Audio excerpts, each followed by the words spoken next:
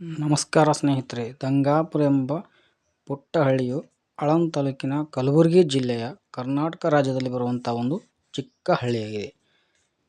ಈ ಊರಲ್ಲಿ ಸುಮಾರು 436 ಕುಟುಂಬಗಳು ವಾಸಿಸುತ್ತಿವೆ.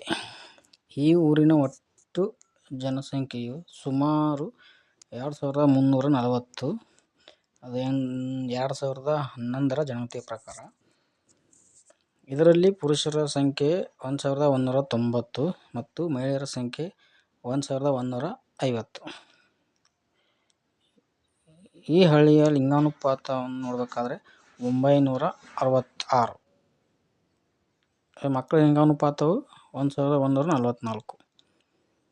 ಈ ಹಳ್ಳಿಯ ಸಾಕ್ಷರತೆಯ ಪ್ರಮಾಣ 63.04.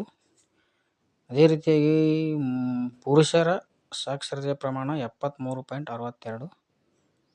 ಮಹಿಳೆಯರ ಸಾಕ್ಷರತೆ ಪ್ರಮಾಣ 51.74.